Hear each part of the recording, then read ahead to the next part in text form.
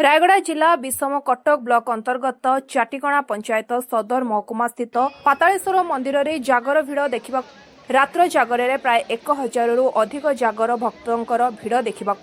पातालेश्वर मंदिर सभापति महेंद्र चौहान, चतुर्भुज टाकरी, बड़गौड़, अनिल कुमार, रघु छालिया, रमेश नाला, सुभाष मेलका, प्रशांत पात्र, लोकनाथ परिछा समेत समस्त ग्रामवासी सहयोग में भक्त मानक अन्न प्रसाद व्यवस्था होता। यह समस्त कार्यक्रम को चाटिकणा सरपंच पी किरण लता परिचालना करथिले।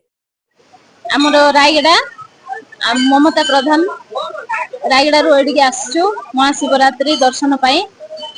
सब वर्ष बहुत भीड़ रहे। आमे आसछु दर्शन पाई दर्शन हैला एबे बहुत समय परे भक्त माने जहाँ मनासिबे भगवान से समस्त को प्रदान करिवे सेमती आउ आमर रायगड़ा डिस्ट्रिक्ट विषमगढ़ ब्लॉक चाटिकणा ग्राम श्री श्री पातालेश्वर महादेव मंदिर सीट हूँ पूजक अच्छी मुई आज महाशिवरात्रि उपलक्ष आम 3टा बेल मंदिर गलु आम नित्यकर्म सरलु 4टा बेलू पूजा विधि विधान सरला 4टा अधे लोक भक्त मान लगी भिड़ आप लाइफ देखिपारे ये जो भक्त मान अच्छा आमर 2टा कि 3टा पर्यटन लोक मैंने लाइन लोक पूजा सरब। हाँ महाशिवरात्रि आज राति लिंगावरण हम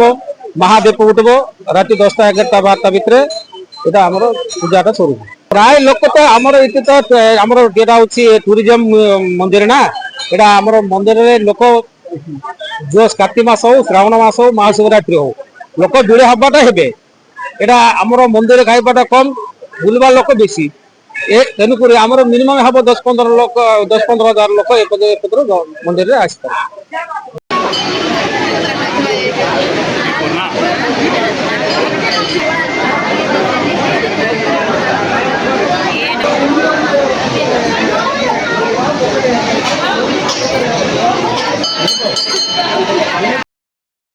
रायगड़ा दिलीप कुमार पढ़ियारी रिपोर्ट स्वतंत्र ओडिशा लाइव।